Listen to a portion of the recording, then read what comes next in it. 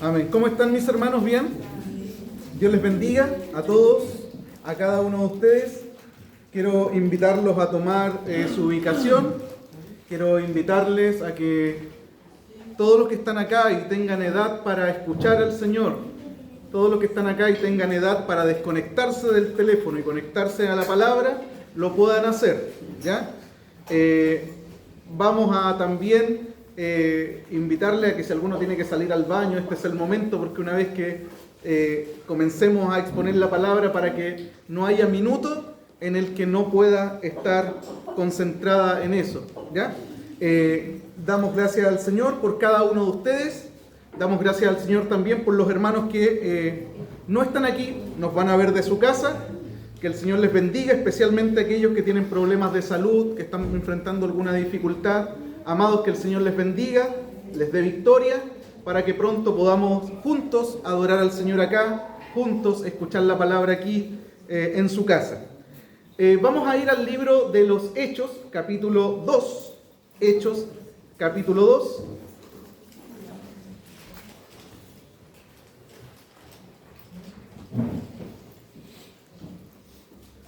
Hechos, capítulo 2. Vamos a leer del versículo 1 al versículo 13. Hechos 2, del 1 al 13, dice así la palabra del Señor. Cuando llegó el día de Pentecostés, estaban todos unánimes juntos. Y de repente vino del cielo un estruendo como un viento recio que soplaba, el cual llenó toda la casa donde estaban sentados. Y se les aparecieron lenguas repartidas como de fuego, asentándose sobre cada uno de ellos. Y fueron todos llenos del Espíritu Santo, y comenzaron a hablar en otras lenguas, según el Espíritu les daba que hablasen. Moraban entonces en Jerusalén judíos, varones piadosos, de todas las naciones bajo el cielo. Y hecho este estruendo, se juntó la multitud y estaban confusos, porque cada uno les oía hablar en su propia lengua. Y estaban atónitos y maravillados, diciendo: mirad, ¿no son galileos todos estos que hablan? ¿Cómo pues les oímos hablar cada uno en nuestra lengua en la que hemos nacido? Partos, medos, elamitas, y los que habitamos en Mesopotamia, en Judea, en Capadocia, en el Ponto y en Asia, en Frigia y Panfilia, en Egipto y en las regiones de África más allá de Cirene, y romanos aquí residentes, tanto judíos como prosélitos, cretenses y árabes, les oímos hablar en nuestras lenguas las maravillas de Dios. Y estaban todos atónitos y perplejos, diciéndose unos a otros: ¿qué quiere decir esto? Mas otros, burlándose, decían: están llenos de mosto. Oramos al Señor. Padre, en el nombre de Jesús, te queremos dar muchas gracias por estar aquí en tu casa. Señor, te damos a ti, atribuimos a ti la gloria del poder estar aquí, Señor. Tú nos has fortalecido, tú nos has bendecido, tú has movido nuestros corazones a estar en este lugar, en tu casa, y poder escuchar tu palabra en este lugar y poder tener comunión con los hermanos en este lugar. Señor, en esta hora disponemos nuestra mente y nuestro corazón para que tú puedas hablar a nuestras vidas, Señor.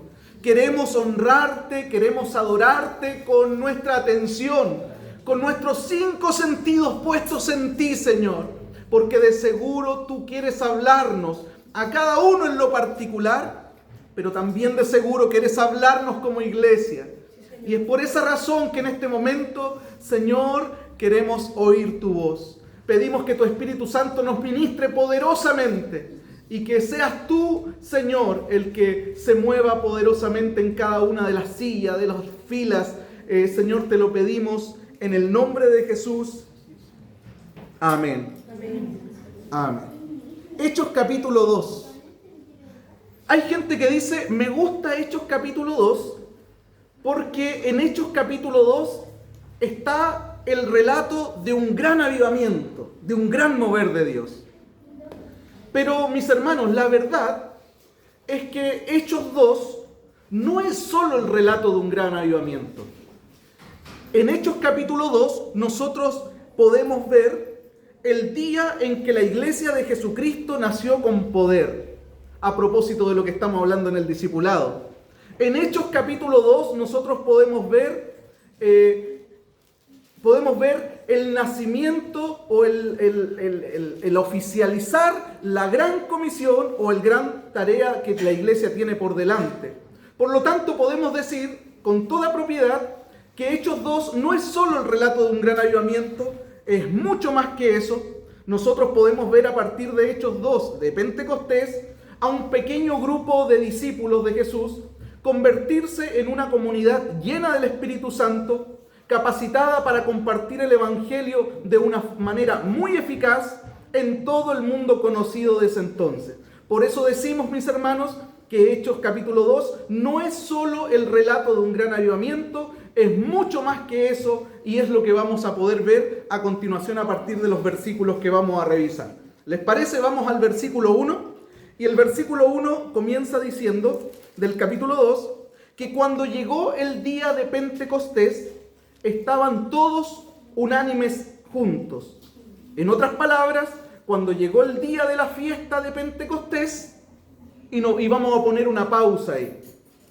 Todos ustedes saben que la palabra Pentecostés significa quincuagésimo. En otras palabras, 50. ¿Por qué la fiesta de Pentecostés recibe ese nombre?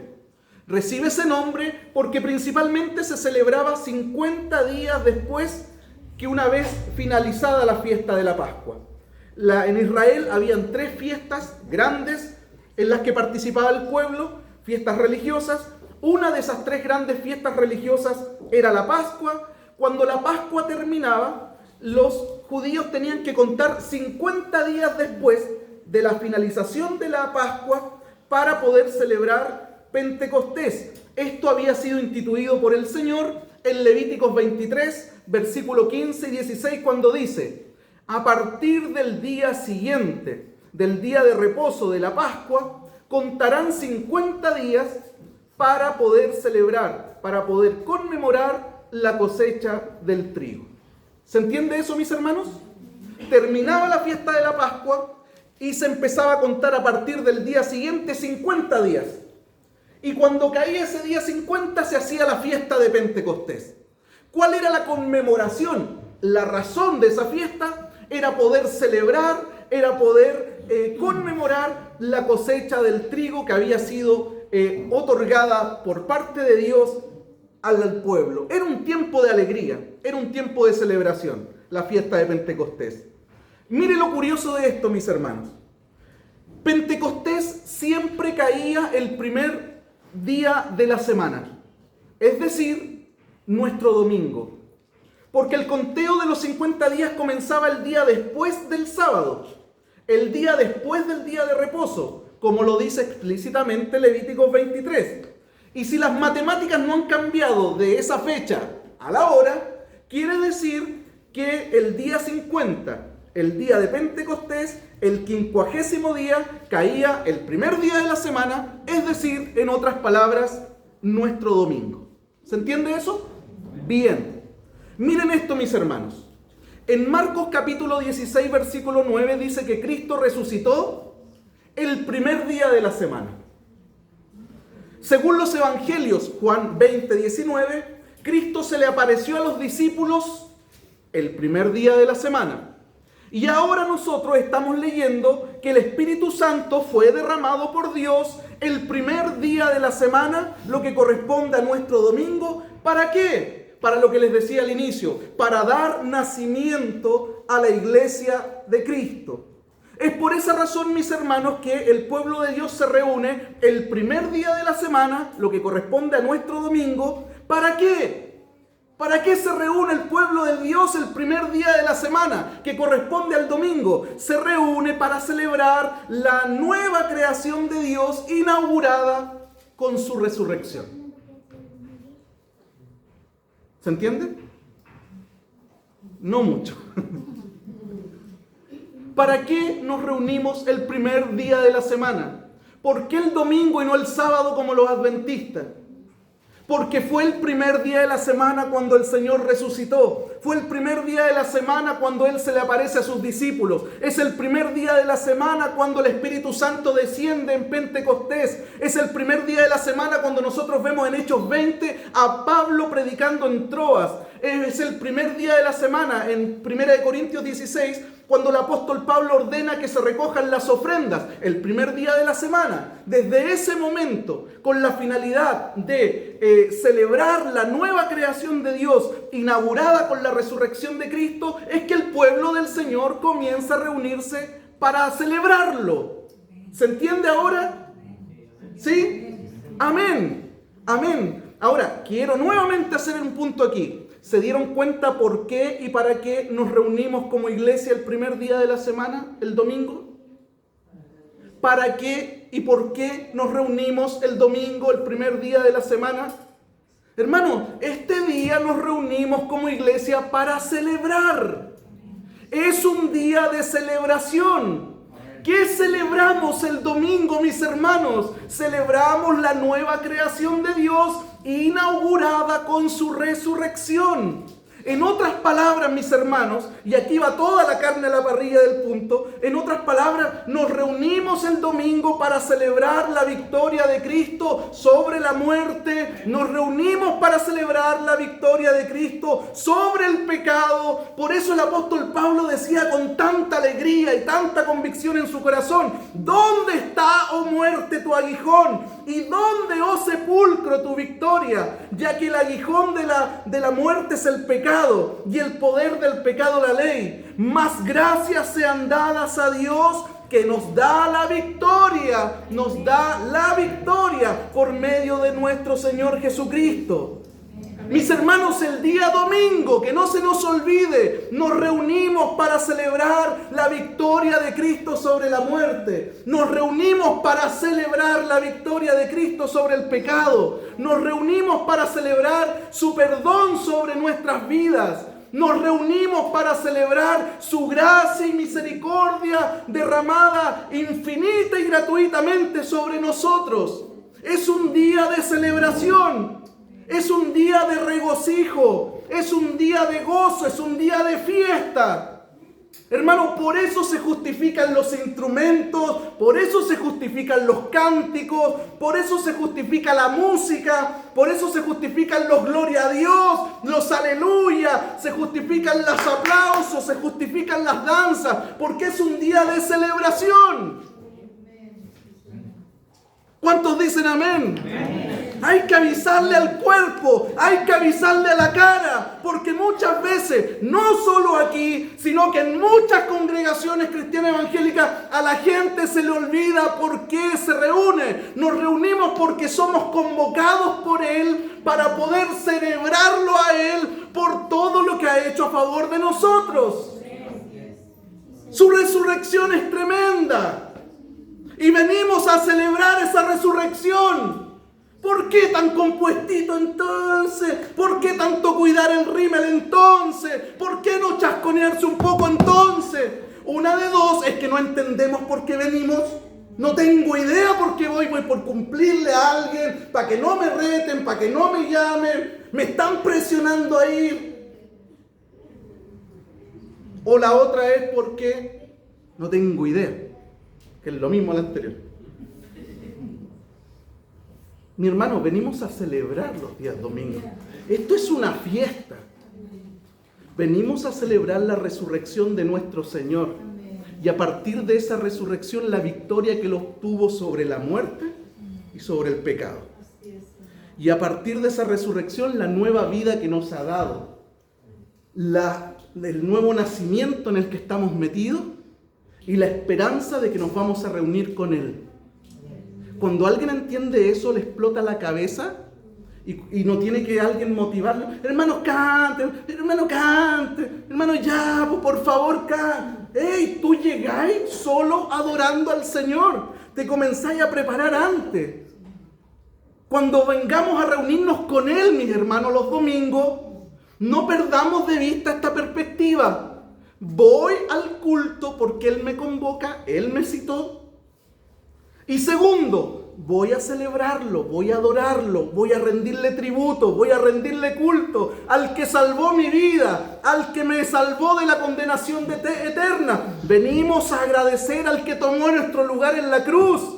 Venimos a engrandecer su nombre. Por eso el salmista decía en el Salmo 100, canten alegres a Dios, habitantes de toda la tierra. Sirvan al Señor con alegría, vengan ante su presencia con regocijo, entren por sus puertas con acción de gracia, entren por sus atrios con alabanza, alábenle, bendigan su nombre. Hay gente en el mundo que cuando va a una fiesta, llega enfiestado a la fiesta. No espera llegar a la fiesta para disfrutar la fiesta. Ellos comienzan la fiesta antes para llegar a la fiesta enfiestados. Hermanos, nosotros comencemos a prepararnos antes. Este es un momento glorioso el domingo, pero tengo que prepararme el lunes, el martes, miércoles, jueves, viernes y sábado para llegar a esta fiesta. En la semana no hay fiesta. En la semana vivo yo, mi vida, y el domingo, si me queda tiempo, voy a ir un rato. Está muy largo. 10:45, 1:30, pucha que está largo. 2 palabras.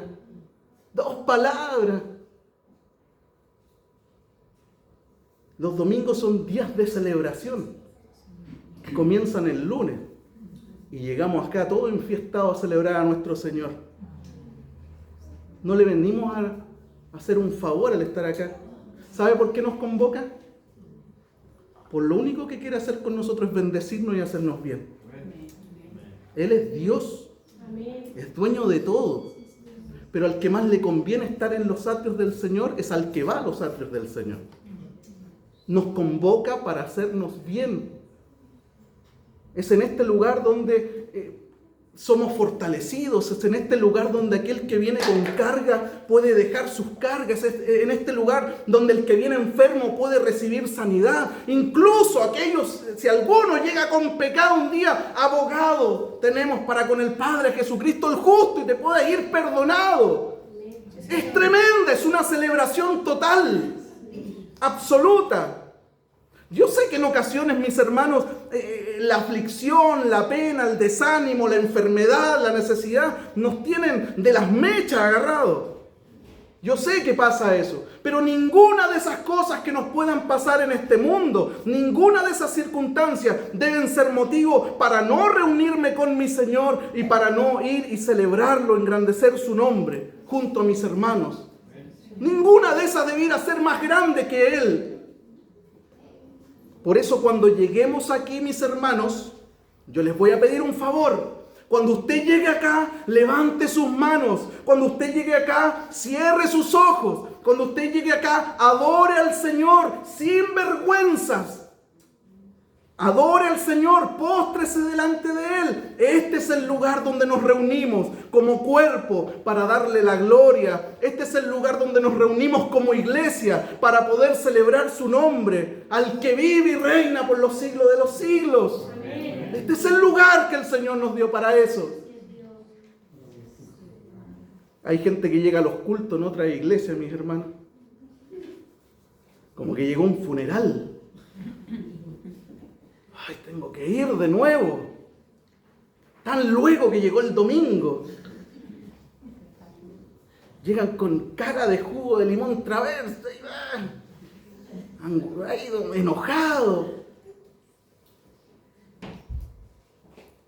Después llegamos a contar vigas. ¿Cuántas vigas? ¿Cuántos clavos hay? ¿Cuántos clavos por...? ¿Quién vino? ¿Quién no vino? ¿Cuántas veces se paró al baño? ¿Cómo vino vestida? A cualquier cosa, menos al objeto central que es rendirle gloria y honra al que vive por los siglos de los siglos. Hermano, que no nos pase eso a nosotros, porque nosotros sabemos por qué y por quién estamos aquí. Estoy aquí para adorarle a Él, para celebrarlo a Él. Estoy aquí por Jesús, mi Señor, por su obra.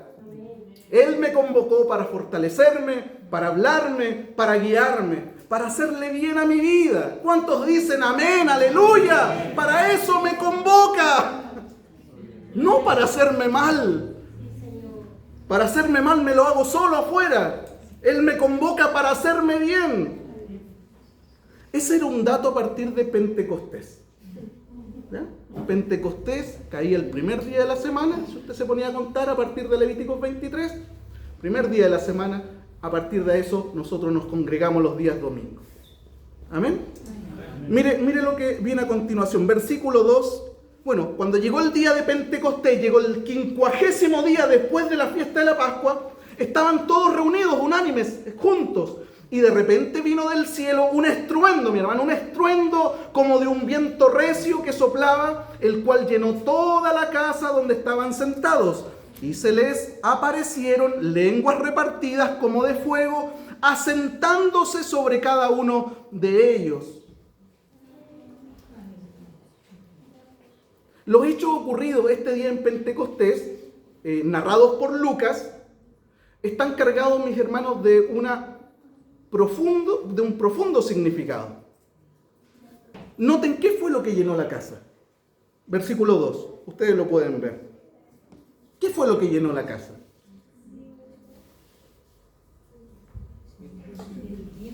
No fue un viento, mis hermanos. No fue un viento el que llenó la casa.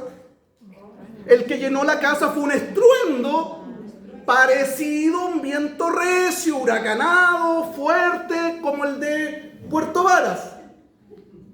Lo que llenó la casa fue un ruido que el escritor Lucas lo plantea, que el ruido era tan grande como un huracán, como un viento recio, como un torbellino, como Puerto Varas. ¿Sí o no? El ruido fue el que llenó la casa. Y se les aparecieron, versículo 3, lenguas repartidas como de fuego. ¿Sí o no? Como de fuego. Ojo con esto, mi hermano, porque les dije que estos dos versículos están cargados de un profundo significado. A lo largo de la historia de Israel, tanto el fuego como el sonido, el ruido, como el del viento recio que está descrito acá, han sido asociados en el Antiguo Testamento con la poderosa presencia de Dios en medio del pueblo. ¿Se entiende? Estos símbolos han sido asociados con la poderosa presencia de Dios en medio de su pueblo. Cuando Dios descendió sobre el monte Sinaí en Éxodo capítulo 19, dice el versículo 16 que hubo truenos, relámpagos, una espesa nube sobre el monte y un sonido de bocinas que cada momento se iba haciendo más estridente, más fuerte. ¿Amén? Cuando Moisés inauguró el tabernáculo en Éxodo 40, cuando Salomón inauguró el templo en 2 de Crónicas 7, dice que la gloria de Dios llenó el templo y llenó el tabernáculo y no se podía ministrar a causa de la gloria derramada sobre ellos. Esa misma presencia de Dios, esa misma gloria del Señor guió a los judíos a través del desierto en una columna de nube en el día y de fuego en la noche. Lo que Lucas está diciendo aquí, mis hermanos, en estos versículos, a través de estos datos del ruido estridente, como el de un huracán, o de las lenguas repartidas, como de fuego, es que lo mismo que ocurrió en el Antiguo Testamento, en el templo, en el tabernáculo, en el monte y en el desierto, eso mismo que ocurrió allá, hermanos, está diciendo Lucas, eso mismo está ocurriendo aquí, ahora. Eso mismo, la misma presencia de Dios que se descendió allá con poder y autoridad, está descendiendo hoy día en una casa muy modesta, este día domingo, en una casa muy común y corriente, en donde estaban los discípulos. Eso está diciendo el autor. La misma presencia que descendió allá es la misma presencia que descendió ese día domingo, en esa casa común y corriente, sobre esos hombres comunes y corrientes igual. ¿Me van siguiendo con la idea? Hermanos, lo que pasó ese día en Jerusalén, en esa casa, fue glorioso.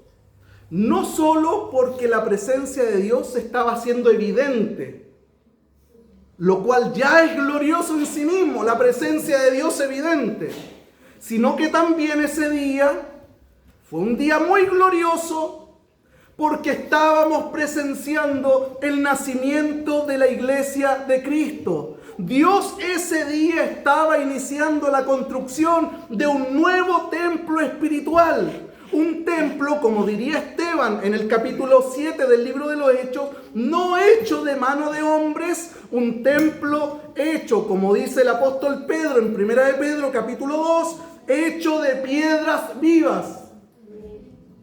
¿Te das cuenta lo que te dije al comienzo? Que Hechos capítulo 2 no es solamente el relato de un gran avivamiento, sino que Hechos 2 es mucho más que el relato de un gran avivamiento. En Hechos 2 nosotros vemos el nacimiento de la poderosa iglesia de Cristo, de la cual nosotros somos parte. Piedras vivas que componen ese templo. Nosotros como iglesia tenemos dos historias. ¿Cómo nace la iglesia de Tiempo de Dios? Yo tendría que preguntarle, ¿qué historia querés que te cuente? ¿La larga o la corta? Porque la larga es que esta iglesia nace en Hechos capítulo 2. ¿O no? ¿O me equivoco? No, me agarro mis cosas y me voy. Esta iglesia nació en Hechos capítulo 2. Esa es la historia larga para contarle a las personas. Pero si quieren la historia corta, se establece cuando estamos ahí en Río San Pedro, 15 años atrás. Mis hermanos, en Efesios capítulo 2, Pablo compara a la iglesia, nos compara a nosotros con un edificio que va creciendo, cuya piedra angular es Jesucristo. Hermanos, nosotros somos el templo del nuevo pacto. Así que ya no hay más tabernáculos, ni hay más templos de Salomón donde descienda su presencia. Nosotros somos el templo del nuevo pacto, donde la presencia de Dios ha decidido hacer su morada.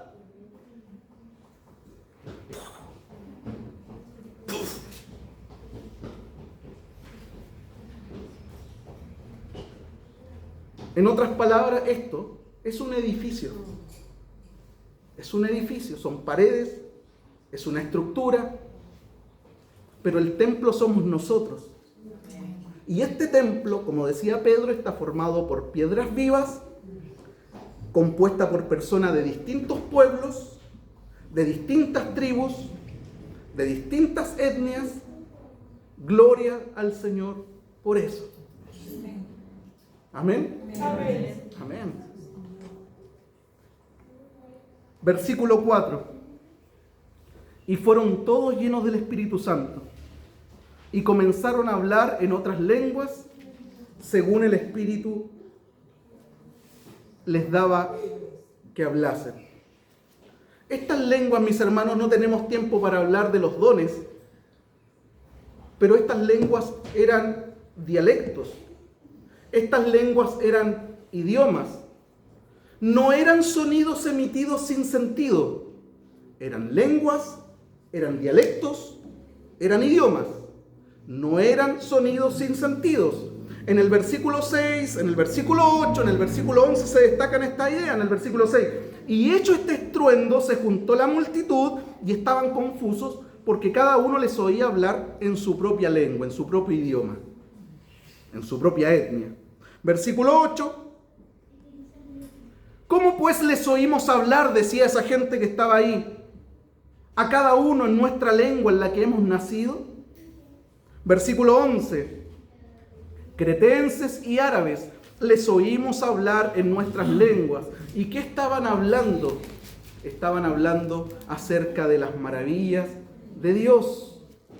En otras palabras, mis hermanos, Pentecostés fue una reversión de la fragmentación de la humanidad ocurrida en Babel. Ustedes se saben la historia. Los hombres en Génesis se rebelaron al mandato de Dios de esparcirse por la tierra. Ellos querían permanecer juntos y construir una torre que llegara a Dios. Y como respuesta a eso, dice el capítulo 11 de Génesis, que Dios descendió y confundió sus lenguas y de esa manera los obligó a dispersarse. En Génesis 11. Bueno, mis hermanos, ese día Dios descendió otra vez en Pentecostés, Pero ahora no para dispersarlos, ni para dividirlos, ni separarlos, sino para unificar a su pueblo, superando de esa manera las barreras idiomáticas a partir de la unidad que produce el Evangelio. En el versículo 5, nosotros podemos encontrar a partir del versículo 5 el listado de las naciones que estaban representadas ese día en Jerusalén. Un listado no menor de naciones representadas. Tú las puedes ver, las puedes enumerar. Y es más, si las puedes ubicar en un mapa, tú te vas a dar cuenta que esas naciones no están agrupadas en un solo sector, sino que esas naciones son representativas, algunas del sur, otras del norte, otras del este, otras del oeste. En otras palabras, ese día en Jerusalén había como un microcosmo del universo condensado en Jerusalén ese día, representado por esas personas. ¿Se entiende, no es cierto? Y de un momento a otro, todos ellos comenzaron a escuchar a los apóstoles a hablar en sus idiomas, en sus lenguas natales, en sus lenguas en particulares. ¿Qué estaba pasando aquí, mis hermanos, con ese hecho? ¿Qué estaba pasando con ese fenómeno? Dios estaba formando un solo pueblo bajo el señorío de Jesucristo. Es importante aclarar que Pentecostés no vino a revertir lo ocurrido en Babel, porque todas las lenguas no fueron unificadas nuevamente. Todos siguieron hablando sus propios idiomas, sus propios dialectos, sus propias lenguas, pero lo que provocó Pentecostés fue la unidad espiritual en medio de la diversidad lingüística. Todos escucharon al mismo tiempo, sin importar su idioma, cómo las maravillas de Dios estaban siendo exaltadas en ese momento. Unidad espiritual a pesar de la diversidad lingüística, ¿se entiende? Eso estaba pasando ese día ahí en Pentecostés. Por eso decimos lo que pasó ese día en Pentecostés fue glorioso, porque la presencia de Dios descendió no sobre un monte como en el Sinaí, no sobre un edificio como en el templo de Salomón, no sobre una tienda como en el tabernáculo de Moisés. La presencia de Dios descendió sobre personas para poder llenarlos de su Espíritu Santo y de esa manera capacitarlos para la tarea que tenían por delante, que era llevar el Evangelio hasta lo último de la tierra. Amén. Amén. Capacitarlos para que llevaran adelante la misión que les había sido encomendada. Y la misión era llevar el Evangelio hasta lo último de la tierra. ¿Cómo reaccionaron los habitantes de Jerusalén cuando escucharon el estruendo? ¿Cómo reaccionaron los habitantes de Jerusalén cuando escucharon a estas personas, a los discípulos, hablar otros idiomas y que esos idiomas correspondían a los idiomas de ellos? ¿Cómo reaccionaron? Versículo 12 dice que estaban todos atónitos y perplejos, diciéndose unos a otros: ¿qué quiere decir esto? ¿Qué significa esto? ¿Esto es señal de qué cosa? ¿Esto está relacionado con qué? Se empezaron a preguntar unos.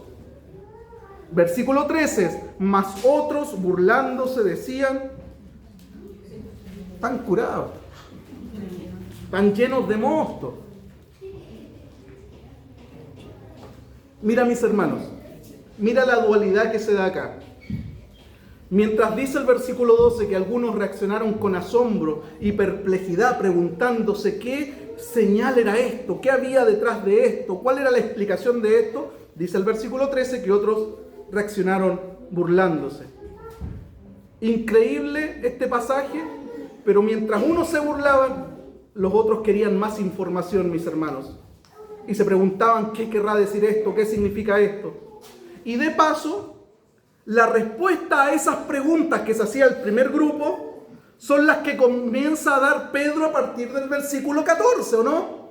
Que él comienza a predicar y esa predicación surge a partir de la pregunta de estos hombres: ¿qué significa esto? ¿Qué relación tiene esto con todo lo que está pasando aquí en Jerusalén, con la Pascua, con la fiesta de Pentecostés? Y Pedro toma esa pregunta muy en serio, esas dudas muy en serio, y se para, se pone de pie y comienza a darle las respuestas que esa gente estaba demandando ese día. Y producto de esa predicación es que el Señor añade a su iglesia a 3,000 personas ese día. Así que por un lado tenemos un grupo que está asombrado, perplejo, queriendo más información, preguntándose si esto significa algo, si es una señal de algo, y por otro lado tenemos a los que están burlándose diciendo que estos están borrachos. Y esto, mis hermanos, nos recuerda algo importante, que no toda la gente está dispuesta para recibir el mensaje cuando nosotros prediquemos de Cristo. De paso, el rechazo al Evangelio es un tema recurrente que nosotros vamos a encontrar en el libro de los Hechos. En los 28 capítulos del libro de los Hechos vamos a encontrar rechazo a la predicación del Evangelio.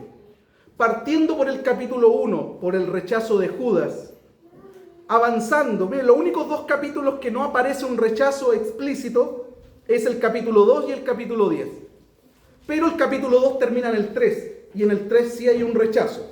Y el capítulo 10 termina en el 11, y en el 11 sí hay un rechazo. Por eso podemos decir que técnicamente en todo el libro de los Hechos, en cada uno de sus capítulos, nosotros vamos a encontrar un elemento. Y ese elemento es el rechazo de la gente a la verdad del Evangelio. El Evangelio es rechazado. ¿Qué aprendemos de esto, mis hermanos? De ese rechazo. Lo primero que tenemos que aprender es que debemos estar preparados, como dice 1 de Pedro capítulo 3, para dar defensa del Evangelio con mansedumbre. Estar preparados. Pero lo segundo, que por más preparados que estemos o por más capaces que seamos de exponer el Evangelio, debemos estar preparados para el rechazo. Porque el rechazo es parte de la respuesta y a veces con los argumentos más absurdos que se puedan tener. Están curados.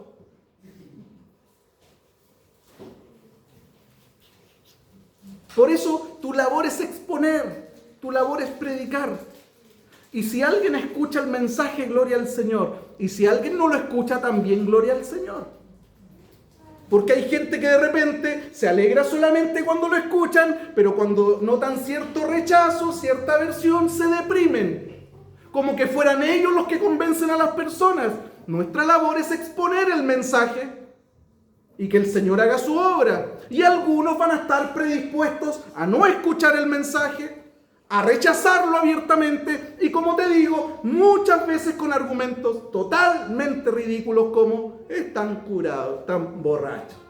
¿Ya? Dejando en evidencia la ignorancia que hay detrás del corazón humano más que nada. Es esta reacción mixta, mis hermanos, de los oyentes, los de asombro y los de rechazo, la que dio paso a la predicación del Evangelio a partir del versículo 14. Esa reacción mixta fue la que da paso a lo que viene después, que es la predicación de Pedro. Y en el versículo 14 dice: entonces Pedro, poniéndose de pie con los 11, alzó la voz y les habló diciendo. Yo quiero que nos detengamos ahí un poquito. ¿Quién se puso de pie?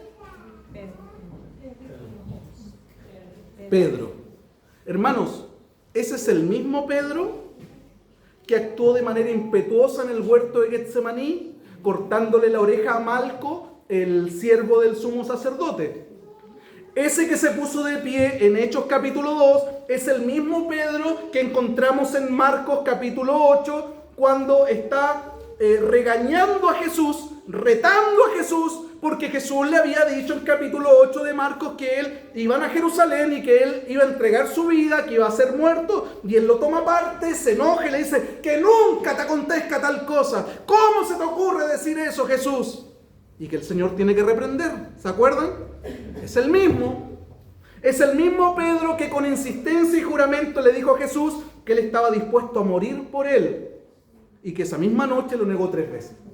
Es el mismo Pedro que se puso de pie, dio un mensaje glorioso y 3.000 personas se convierten. ¿Qué pasó? ¿Qué pasó ahí? ¿Sabe lo que pasó? La respuesta a esa pregunta es Pentecostés. Pentecostés, porque ese día el Espíritu Santo descendió con fuerza y poder sobre la vida de Pedro, mostrándonos a nosotros que él puede tomar a un hombre común y corriente, mostrándonos que él puede tomar a un hombre con muchos defectos, que él puede tomar a un hombre imperfecto y convertirlo en un poderoso predicador del Evangelio. ¿Amén? Amén. Dios puede tomar a personas como nosotros y por medio de su Espíritu Santo hacernos tremendos predicadores de su palabra. En medio de la familia, en medio del trabajo, en medio del vecindario. Esa obra se llama Pentecostés. Esa es la diferencia entre el Pedro y el Pedro. Pentecostés, el Espíritu Santo. Esa es la diferencia. Amén. Y Pedro comienza a decirles en el versículo 14. Entonces Pedro, poniéndose en pie con los 11, alzó la voz y les habló diciendo: varones judíos y todos los que habitáis en Jerusalén, esto os sea notorio y oíd mis palabras. Porque estos no están ebrios como vosotros suponéis, puesto que es la hora tercera del día, las 9 de la mañana. Mas esto es lo dicho por el profeta Joel. Mis hermanos, Pedro se puso de pie y les dijo: ellos no están curados, señores. Ellos no están ebrios. Son las 9 de la mañana. Mira, yo no sé si ese argumento sirva tanto hoy día, porque yo he visto a algunos llegar curados al trabajo a las 7 de la mañana. No en labranza, obviamente. A las 7 de la mañana ya curado, entonces a las 9. No es un argumento que sea de peso hoy día. Pero para una cultura tan estricta, para un momento histórico tan especial o particular como ese, sí era un argumento de peso. Por esa razón, Pedro lo incluye dentro de los argumentos. No están curados, son las 9 de la mañana. ¿Se acuerdan? Y les dice después en el versículo 16, esto es lo dicho por el profeta Joel. Les cita el Antiguo Testamento a las personas que están demandando una explicación. Vuelvo atrás a la predicación del domingo anterior. ¿Se acuerdan qué hizo Jesús cuando estuvo con ellos 40 días? ¿Se acuerdan? La predicación de hace 2 domingos atrás. No me acuerdo ni lo que dijo hace 10 minutos, me voy a acordar de lo que dijo hace 2 domingos atrás. Que en esos 40 días Él les habló acerca del reino. Y el Evangelio nos da más luces hablando acerca de que en esos días el Señor les enseñó a interpretar correctamente el Antiguo Testamento. El Señor les enseñó a que Él era el cumplimiento de las profecías del Antiguo Testamento. Le hizo el intensivo, el discipulado, y en la mente de los discípulos calzaron todas las piezas. En Él se cumplen todas y cada una de las profecías del Antiguo Testamento. Él es el Mesías. No era solo Jesús, era el Mesías, estaba con nosotros y nosotros no podíamos verlo. El Mesías. Y a partir de eso estuvieron dispuestos de querer ir, pero dice en el capítulo 1, no, aguántense porque esta obra no se hace con ímpetu, no se hace con esfuerzo humano, esta obra se hace llena del Espíritu Santo, por eso aguántense hasta este día, hasta Hechos 2, porque esta obra se hace lleno del Espíritu. ¿Se acuerdan de eso? Por eso Pedro hoy día está citando con maestría las profecías del Antiguo Testamento. Lo que antes no lo entendía, hoy día lo entiende y es capaz de decirle: señores, estos no están curados. Esto es lo que dijo Joel hace muchos años atrás en el capítulo 2. Y le empieza a decir: en los postreros días, dice Dios, derramaré de mi espíritu sobre toda carne, y vuestros hijos y vuestras hijas profetizarán, y vuestros jóvenes verán visiones, y vuestros ancianos soñarán sueños. De cierto, sobre mis siervos, sobre mis siervas en aquellos días derramaré de mi espíritu y profetizarán. Y daréis prodigios arriba en el cielo y señales abajo en la tierra, sangre y fuego y vapor de humo. Y el sol se convertirá en tinieblas y la luna en sangre, antes de que venga el día del Señor, grande y manifiesto. Y todo aquel que invocar el nombre del Señor será salvo. Mis hermanos, nosotros estamos en esos postreros días. Nosotros estamos en los días postreros que marcan la finalización, el retorno de Cristo nuevamente por su iglesia. ¿Estamos conscientes de eso, de que Cristo volverá pronto? Si Cristo volverá pronto, mis hermanos, tenemos que tener cuentas cortitas. Si Cristo vuelve pronto, tenemos que tener todo al día. Nada pendiente. Si Cristo viene pronto, nuestra vida tiene que estar con aceite. No como las vírgenes con sus lámparas sin aceite. Estamos conscientes de eso, que cuando declaramos Cristo viene, también nos estamos comprometiendo a tener nuestra vida en orden. porque Él volverá. Amén. Miren esto, mis hermanos, y son preguntas que me llegan durante la semana. Pastor, ¿el Espíritu Santo obraba en el Antiguo Testamento o no? Preguntas que llegan en la semana. Pastor, ¿por qué Topollillo ya no está en la tele? Si era tan... Llegan de todas las preguntas, mi hermano, misceláneas. Pero llegó esta que era interesante. Pastor, ¿el Espíritu Santo estaba en el Antiguo Testamento? ¿Obraba en los creyentes en el Antiguo Testamento el Espíritu Santo? Y la respuesta es que sí. Hermano, si el Espíritu Santo no regenera una persona, en otras palabras, si el Espíritu Santo no interviene, nadie hubiese sido salvo en el Antiguo Testamento. Los hermanos del Antiguo Testamento eran tan pecadores y tan muertos en delito y pecado como los del Nuevo Testamento. No había diferencia. Por eso en Ezequiel 37, cuando habla del valle de los huesos secos, y mientras Ezequiel profetiza sobre esos huesos, viene el Espíritu Santo y les da vida. Entonces la pregunta es, ¿el Espíritu Santo obraba en el Antiguo Testamento? Por supuesto que obraba el Espíritu Santo en el Antiguo Testamento. Pero su obra capacitadora, pon atención en esto, su obra capacitadora no era universal. Su obra capacitadora estaba restringida a ciertas personas con ciertas funciones. Por ejemplo, esas personas que desempeñaban tareas de liderazgo, como los reyes, como los profetas, como los sacerdotes, era muy común que sobre ellos descendiera el Espíritu Santo con la finalidad de capacitarlos para ser efectivo en su labor y en su tarea. ¿Se entiende? Por eso decimos que su acción capacitadora estaba restringida, no era universal, era solamente para ciertas personas que ocupaban una posición de liderazgo, como los reyes, los profetas y los sacerdotes. Yo no estoy hablando de la acción regeneradora que tiene que ver con la salvación o que tiene que ver con el nuevo nacimiento. Estoy hablando de la acción capacitadora del Espíritu Santo en el Antiguo Pacto. Pero hay un episodio en la historia de Israel que deja en evidencia, mis hermanos, el anhelo de una obra más amplia del Espíritu. No una obra capacitadora tan restringida, sino una obra capacitadora más amplia. Es un anhelo que encontramos en el Antiguo Testamento, que lo toma luego Joel, y el Señor permite que Joel lo hable en el capítulo 2 de Joel, pero este anhelo nosotros lo encontramos muy atrás, más atrás de Joel. Nosotros lo encontramos en Números capítulo 11. En Números capítulo 11, ustedes lo buscan en su casa, yo se los cuento rápidamente. Camino a la tierra prometida, el pueblo se quejó contra Dios porque querían carne los perlas. Entonces Moisés se siente abrumado por tener que liderar un pueblo tan terco, tan obstinado. Así que Moisés clama al Señor y el Señor levanta a hombres para que compartan con ellos la carga o el peso del liderazgo. ¿Y qué hace Dios? Dios derrama de su espíritu sobre estos 70 hombres y ellos comienzan ¿a qué? A profetizar.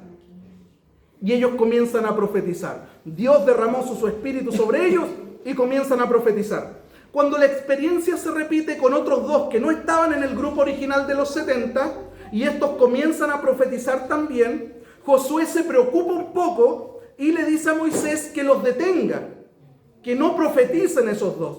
Pero mire la respuesta de Moisés en Números capítulo 11. Dice, ¿tienes celos por causa mía?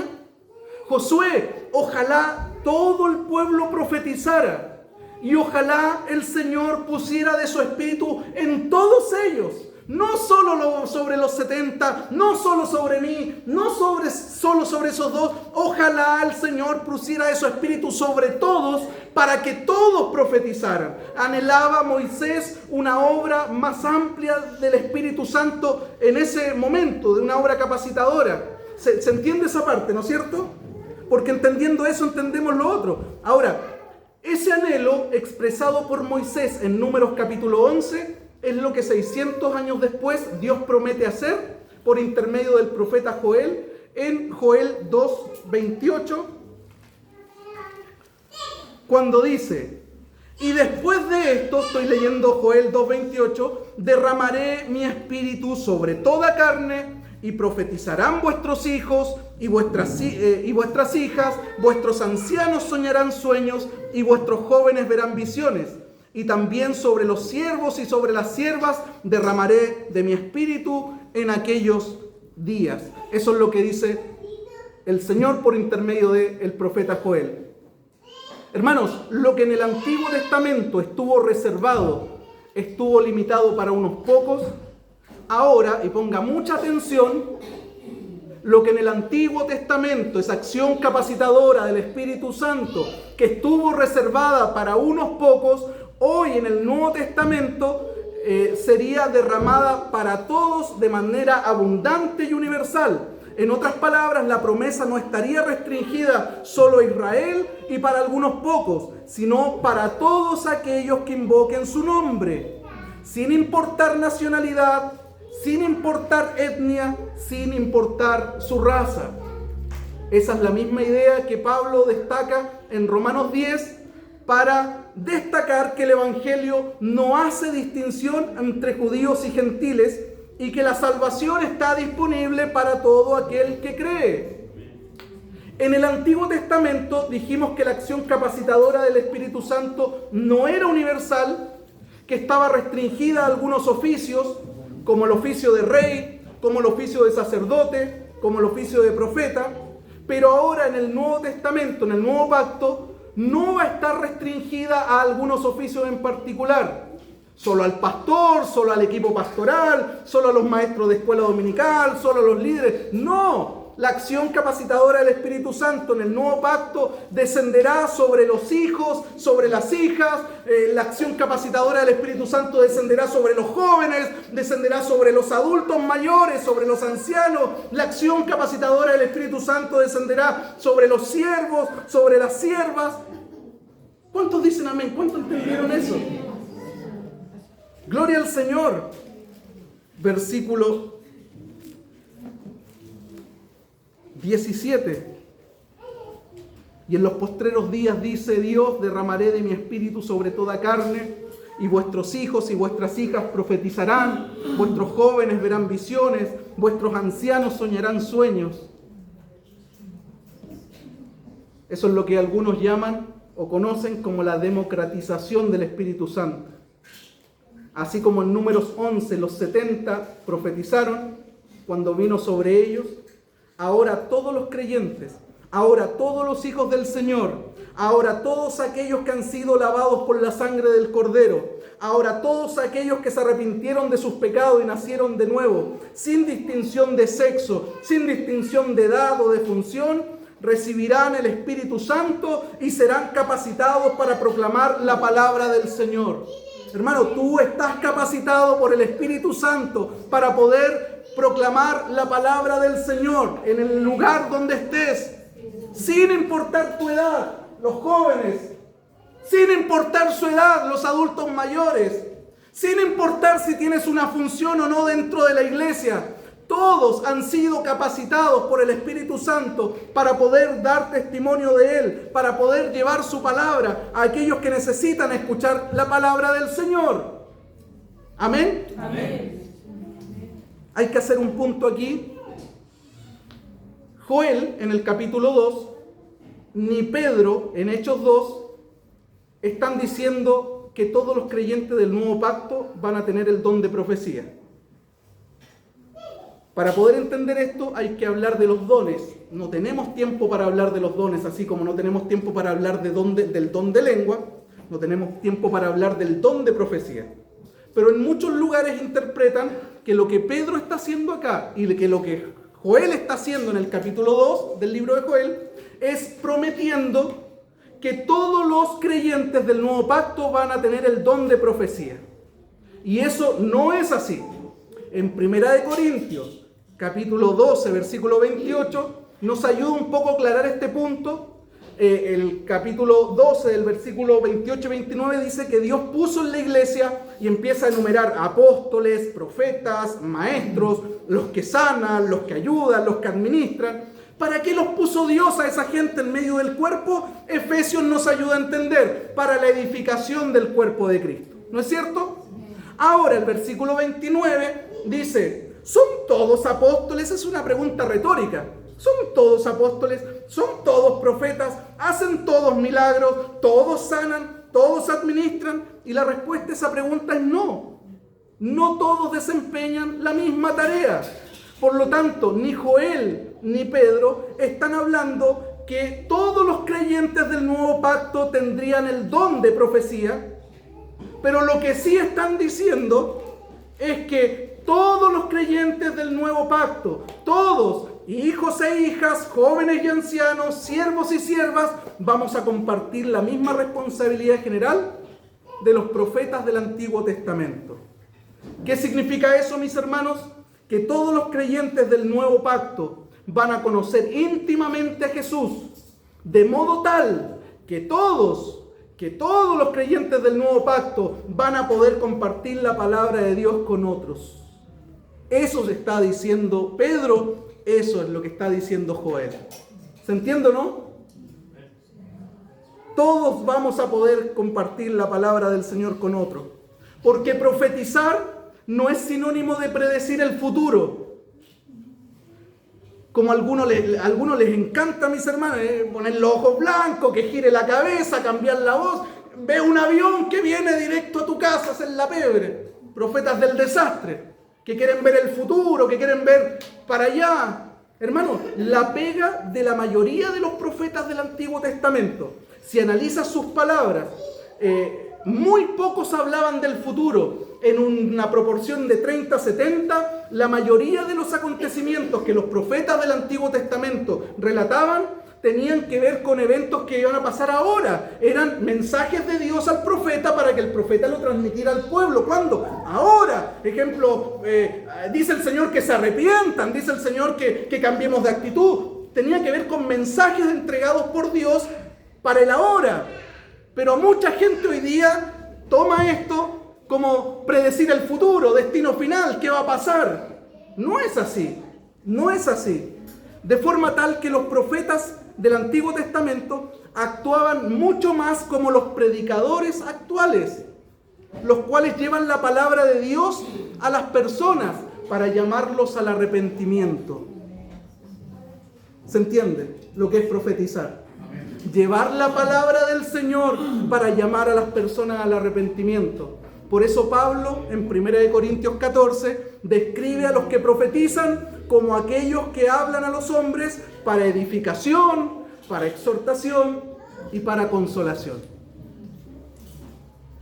¿Ven que no tiene nada que ver con predecir el futuro? Profetizar en griego significa hablar de parte de Dios.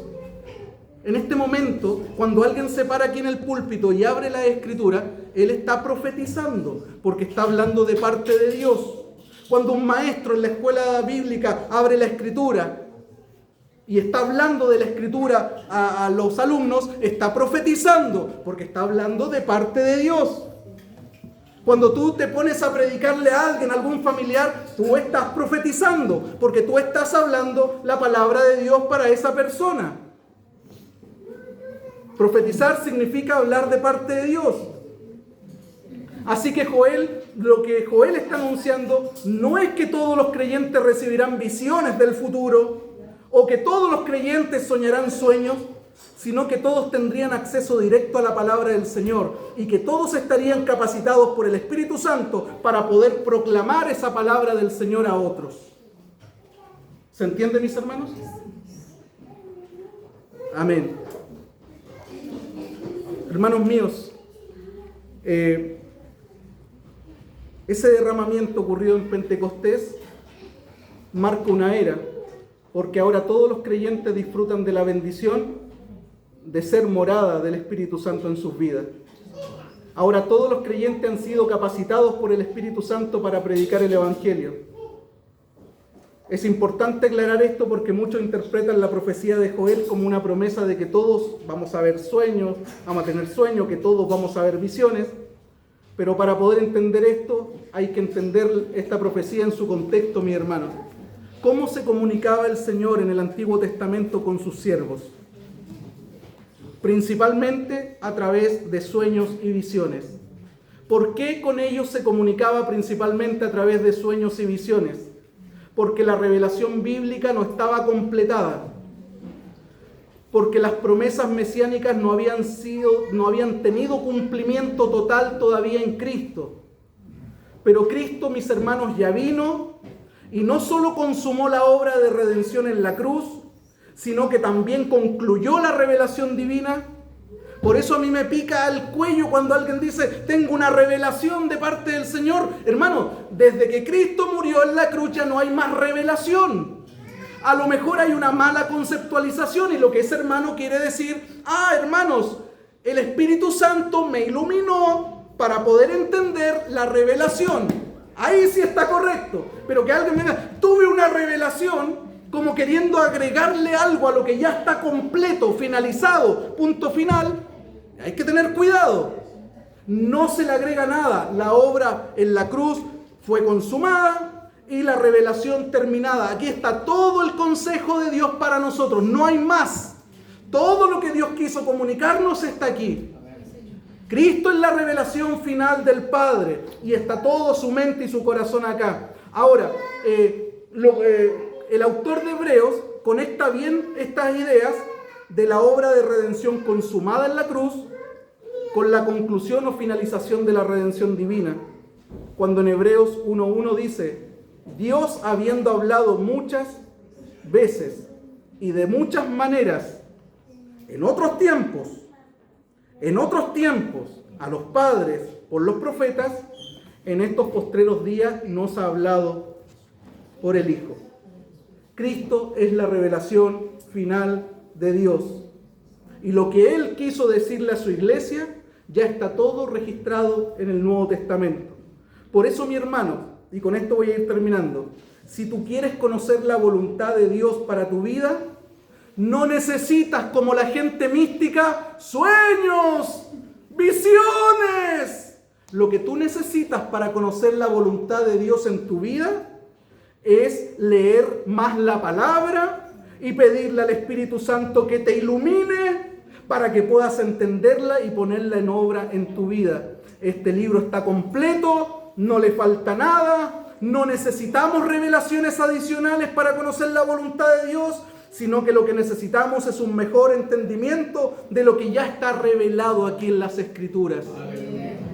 Anda tanto místico dando vuelta por ahí, que tuve un sueño, que tuve una visión, que el Señor me llevó al cielo. Y después que bajaron del cielo, siguen fumando, siguen tomando, siguen peleando, Oye, si el Señor me muestra una visión a mí, si el Señor me lleva al cielo, hermano, me hago pipí, porque su gloria es tremenda.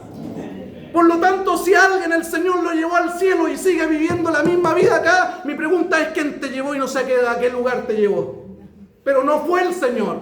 Porque si hubiese sido el Señor que te mostró su gloria, estarías rendido, tu vida sería distinta y comenzaría a cambiar todo.